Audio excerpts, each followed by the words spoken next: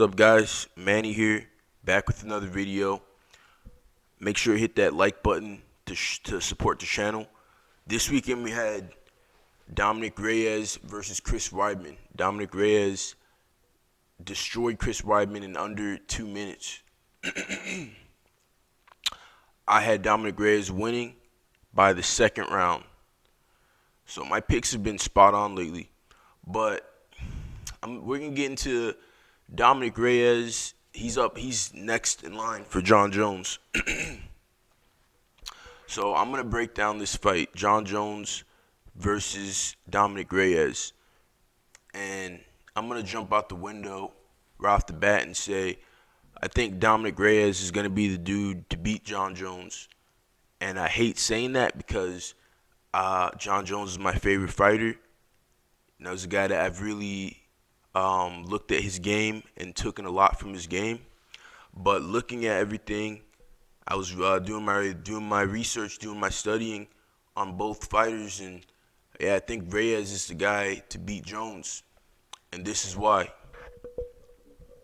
So first, Reyes is 12-0. Jon Jones is 26-1. But realistically, he's 27-0. His one loss, he was destroying the dude, Matt Hamill, and he got DQ'd for downward elbows, but whatever. The reason I feel Dominic Reyes is the guy to beat Jon Jones is because the only time you've seen Jon Jones have problems is 2 times. Once when he fought Vitor Belfort and he almost got armbarred. That was the only time you've seen him in serious danger.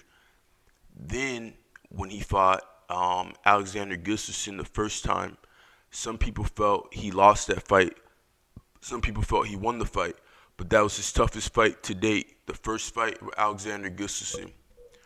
Now, if you look at Alexander Gustafsson, Gustafsson's frame is a big problem that gave Jon Jones problem. Gustafsson, number one, he's 6'5", with a 79-inch reach, great boxing, and a purple belt in jiu-jitsu on the ground. But that fight, it didn't even go to the ground. It was an all stand-up fight, and Jones was having problems with Gustafsson primarily because of his frame. Jones, most of the guys that he fights, he's longer than, he's taller than, and he's able to use his reach to his advantage. And if he's not able to use his reach, then he'll just take them down and beat their ass.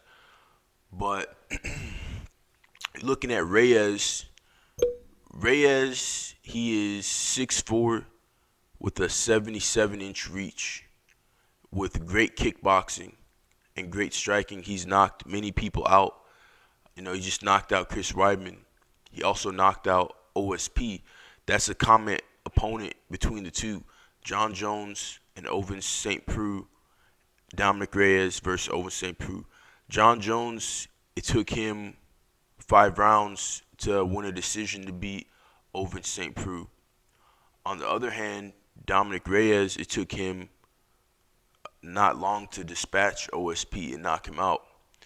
So that's very telling right there. But another thing,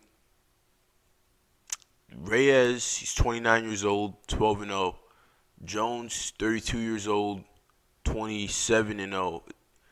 That's what we know. It's 26-1, but I'm gonna say 27-0.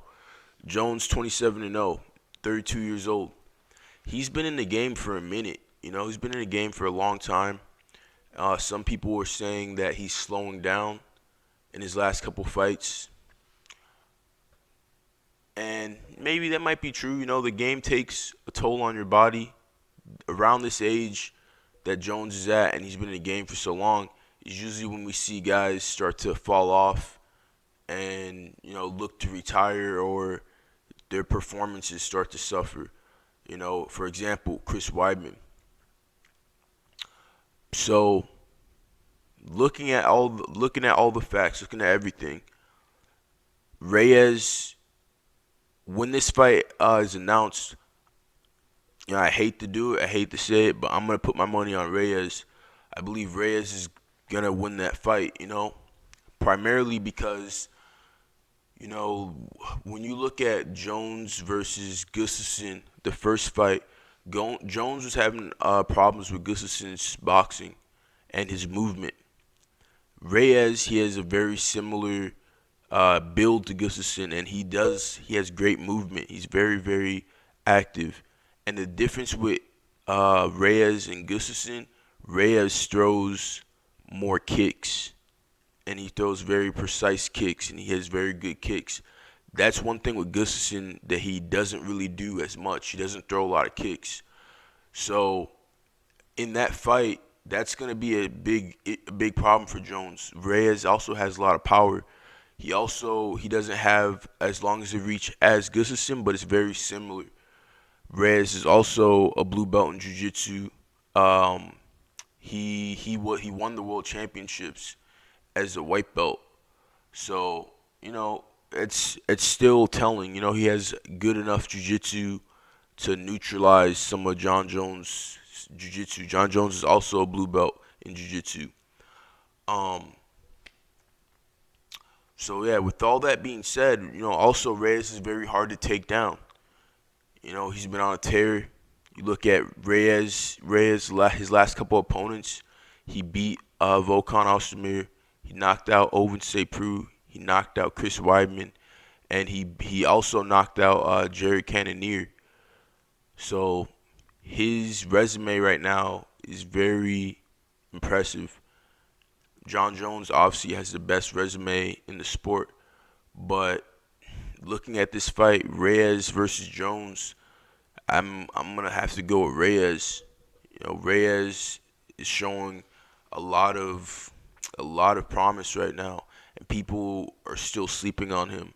Even he had the win with Chris Weidman in very impressive fashion. I believe people are still sleeping on him. This dude's very good, and I don't know if people really realize how good he is. So honestly, I think Reyes is a guy to beat John Jones, and those are the reasons why.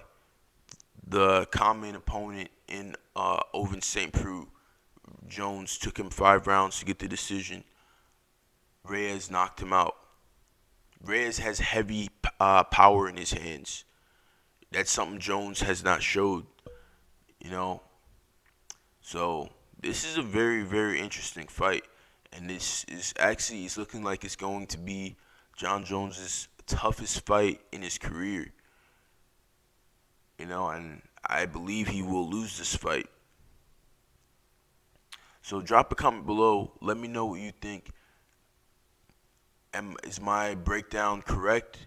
What do you think? Do you think Jones will just steam over Reyes like he's done to all of his opponents in the past? Is Reyes the guy to finally stop John Jones' reign? I don't know. I really thought about this fight, and I'm really looking at it, and I think Reyes is the guy. Drop a comment below. Let me know what you think. Hit that like button and subscribe. I appreciate you guys. Peace.